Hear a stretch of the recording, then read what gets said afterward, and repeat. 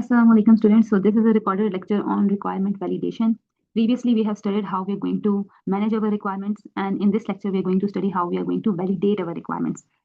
So validation is done when you have gathered your requirements, and coding part is also done if the system has been implemented, and at the end, you are cross-validating your product with your initial requirements. So you are ensuring, is it the right product or not? So in your validation, you are validating, is it the right product? So this is what we are doing in our validation stage. Also, if you remember the V model, at the later phases, we apply validation when we have some implementation done. So how we validate our requirements and how we ensure that our designs, they are validated, how our prototypes are validated. So initially, when the system is in its, when you have written your requirements, how you are going to ensure that your requirements are valid or not, how you are going to validate your requirements at that stage. So in this topic, we are going to study how we are applying validation on our different processes. The first thing, we need to apply validation on our different requirements. So there is a checklist against which we are going to validate our requirements. Then how we apply validation on our prototypes. After this, we have system verification models. So system models, we need to verify them. So system models needs to be verified. And at the end, we will check how we are going to test our requirements. So this is the outline for our today's topic. So continuing with this, students, first is we have this checklist. This checklist consists of few points which are understandability, redundancy, clarity. There should be no ambiguity. Your requirements, they should be complete, and your requirements, they should be properly organized, and your requirements, they should also be complete, and they should be consistent as well. So these are the few points, and when you are writing requirements, you should ensure that your requirements are traceable and they basically you should follow some standards as well. So you are basically doing a conformance of standards. So how you are going to ensure all these things? First, students, against this checklist, your requirements, they should be understandable. So here we have two examples where we have written two examples of requirements. First requirement, and understandable for exactly who. So basically, whoever is reading this document is reading this SRS document, software requirement specification document. The requirements, they should make sense. The requirements, they should be clear enough. So every person who is reading this document, it should make sense to them. So first requirement, it has a lot of technical details as written. The system shall implement a RESTful GET request with JSON payload to the SQL backend. Basically, it would be understandable only to the developers. But your stakeholder or your normal users, they won't be able to understand this. So it's not understandable for these people. So you need to write your requirements in a way that it should be understandable for the person who is reading the document, for your stakeholders, for your design team as well. So the second requirement, this is how you're going to write requirements. They should be understandable for the readers. The system shall allow the dispatcher to view real-time location of all the active delivery trucks on the map. Basically, it means that after the trucks have been dispatched, they should be located in real time. They can be tracked in real time. So that's how you write your requirements. This is a very clear requirement. It's understandable, and you don't need technical expertise to understand this requirement. Secondly, your requirement, it should be, you should try to avoid redundancy. Your requirements, they should be there shouldn't be any repeating requirements. So here we have an example. In this example, if you can see, the first requirement, it's written that when the user has login, then the system basically requires a login. The second requirement states that to view the dashboard, the user can enter the dashboard or can see the dashboard when they have entered the valid password. So again and again, the same thing is repeating. So instead of writing requirements like this, what will be the issue? If you are going to correct this requirement, you need to apply corrections here as well, because you have repeated this statement, valid password here, and in this requirement and in this requirement. So you should avoid redundancy when you are writing requirements. So requirements, they should be written in a way that they make a complete sense and there is no repetition in the requirements. If you have stated it once that user is able to, after user has successfully logged in or enter the right credentials, then they can view their dashboard and then they can perform the rest of the functionalities. So that's a clear non-redundant requirement. It means obviously that the first thing, user authentication is required, then they can view the system. So instead of rewriting the same thing over and over again, you should try to avoid redundancy. And basically in your validation step, what you are checking that have you ensured that your requirements that you have written in your SRS, they are basically following, they are not redundant requirements, they are basically accurate requirements, they are complete, they have no ambiguity in them, and they make sense. Also, the third point in your checklist is you should write requirements that if the requirements they should be complete. So this is a statement: the system shall generate a daily report of fuel consumption. Here we don't know exactly for who is getting this report and in what format they are getting the report and at what specific time they're getting this report. So when you are writing the requirement, you should clearly write your requirement. This is an example of incomplete requirement. So for making this requirement complete, we can write it in this way: the system should generate a PDF report. Basically, now you are clear about what the file format is of fuel consumption for vehicle owner. Now you also know exactly who is receiving this report. Also in this requirement, you can add the time span as well on daily basis.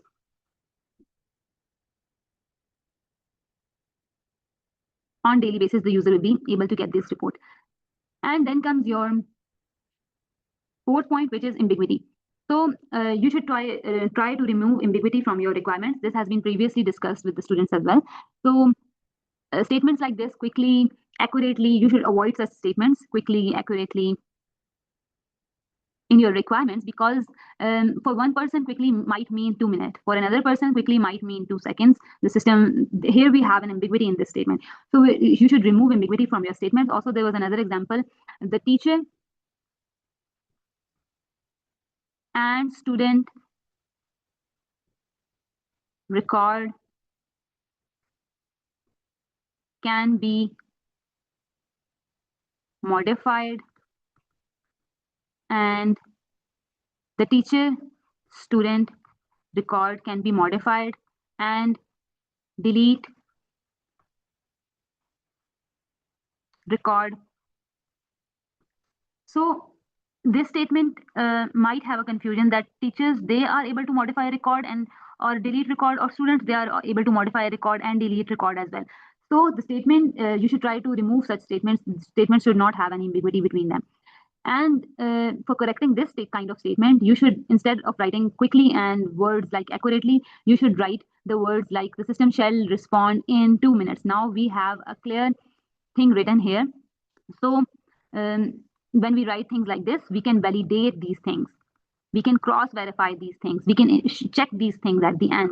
When the system is in working state, we can ensure that if it's giving response in 2 minutes, this can be validated.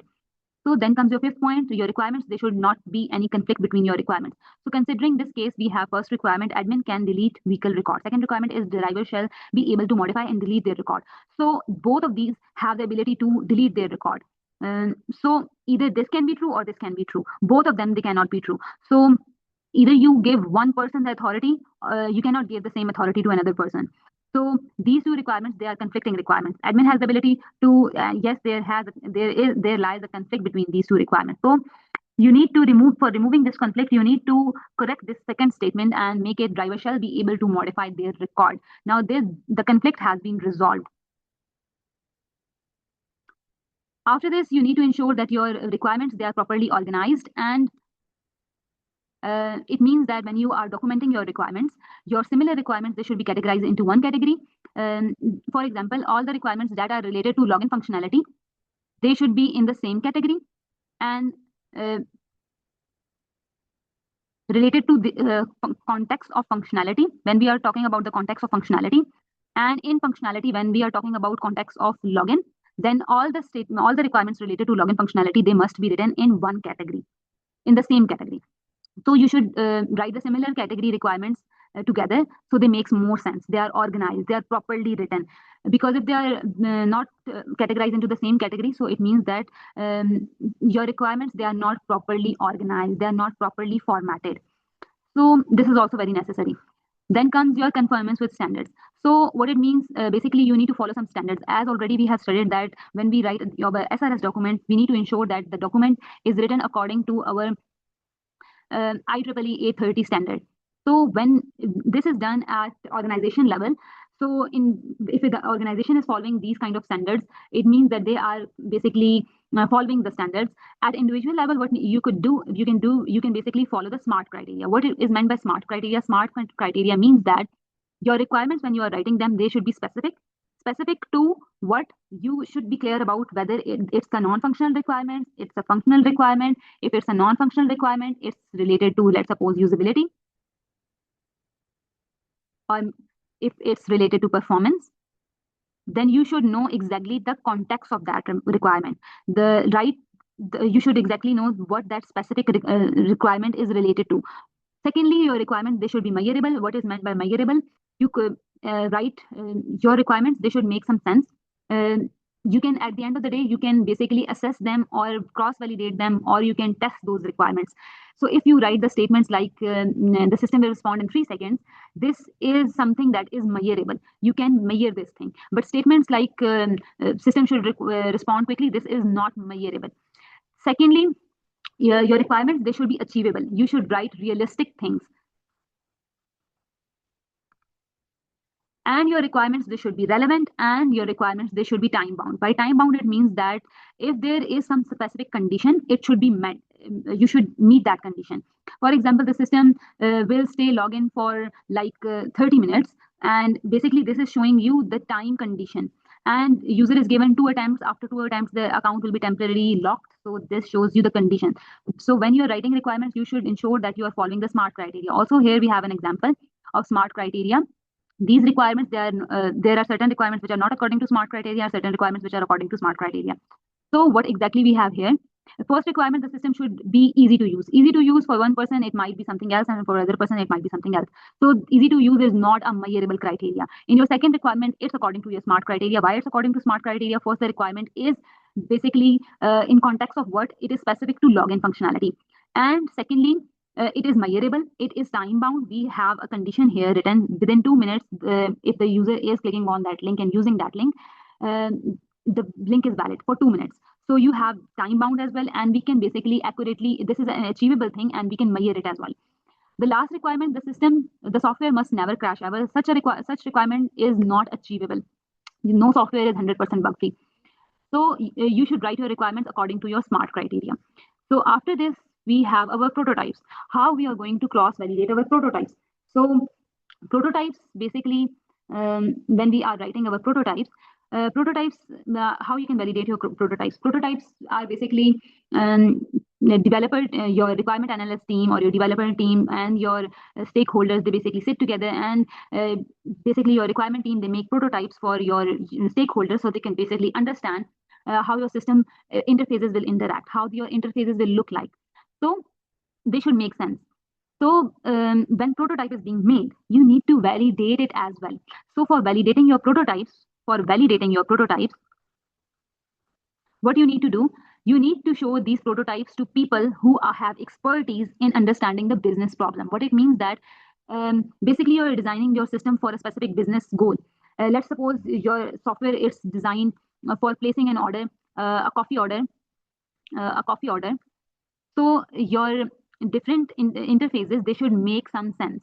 So if you have designed an interface like this, on your first screen, the user should be able to enter their information. On the second screen, they should be able to select coffee.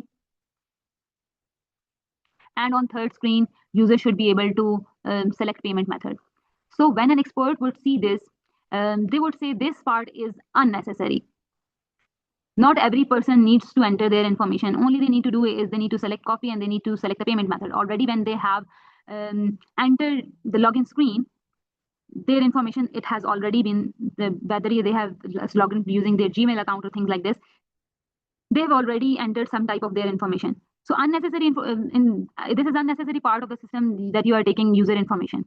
User only need to select a copy and select a payment method, and their order is complete. So they are already already verified users. So this is unnecessary. So depending on your context, or an expert might suggest something else. So this is how you are going to validate your prototypes. Your second step is you develop your scenarios, and then you execute those scenarios to validate your prototypes. So you create scenarios like the user should be able to create an account.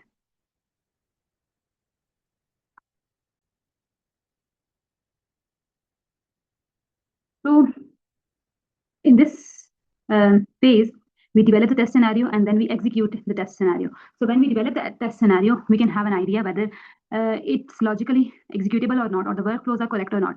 And in the third phase, we execute that scenario. So basically, who is executing the scenario? The developers and the analysts, they are basically checking, validating that the scenario is against user expectation.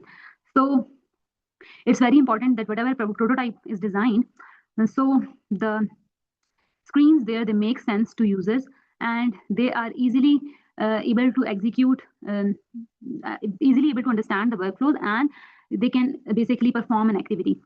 So basically developers, they check against whether it's according to user expectation or not. The prototype or the scenario, it's according to user expectations or not.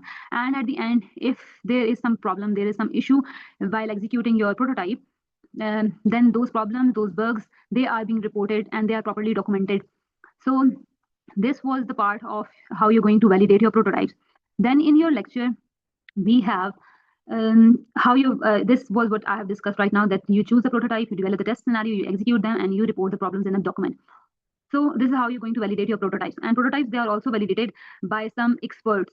Now comes the third phase, which is how you're going to validate your system models. Basically, in your system models comes your diagrams, like your data flow diagrams and your ERDs, entity relationship diagrams. These two diagrams, they come under, and furthermore, the diagrams come in system models. So system models, they are some automated tools which can basically check whether these diagrams, they are made correctly or not. And they are, other than automated tools, experts can basically review these diagrams and they can ensure that these diagrams, they are correct or not. So in your ERD and your DFDs, basically the workflow or the system flow should be correct. In ERD, the entity relationship diagram, those relationships, they have a relationship, composition, aggregation, they should make sense and they should be correctly made. So you're going to validate your system models as well. Sorry. You're going to validate your system models. So here we have an example of DFD. For the user, they basically they have a library card. Library card is the input and user details are the input. So first user is checked. After user has been checked and has been approved, then the item that user is requesting for, that item is checked. And when the item is present, then it will be issued and the details will be regarding that item will be updated in the database. So this is the data flow diagram. So this is the DFD. So these workflows, they basically tell you that, ensure you that these are correctly made or not. So user can check input and source, and user can check the transformation function and the outputs, the control functions. What items that can be checked, the user information can be checked, the item is available or not, this needs to be checked, the item status needs to be checked, and the item availability needs to be checked. And when the item is issued, the third phase, when the item is issued, what needs to be checked? It needs to be checked that in the database, the record is being saved, and the transformation output, the transformation function, the transformation output, and your control information, they need to be updated. So after this, we have our requirement testing. So in our requirement testing, basically, we need to check our functional requirements as well as our non-functional requirements. Functional requirement, NFR, functional and non-functional requirement, we need to ensure that these requirements, they are testable or not. So not every requirement is testable. Is it correct or not, students? You need to answer it in the comment section. And for requirement testing, certain requirements that are easy to test, like your functional requirements, but there are certain requirements which are hard to test, like your system requirement, your exclusive requirements, and your non-functional requirements. So system requirements mean that your non-functional, it consists of your functional and non-functional requirements, and it consists of requirements like basically, further it consists of these things. Your acceptance, basically quality related requirements. So you need to check whether, or acceptance testing. Basically, all these are part of your system testing. So can you basically measure this or not? And non-functional requirements, they are hard to test. Let's take an example of usability. Usability means easy to use, something that is easy to use. So it might be easy to use for one person, but it might not be easy to use for some other person. So usability is something that is hard to test.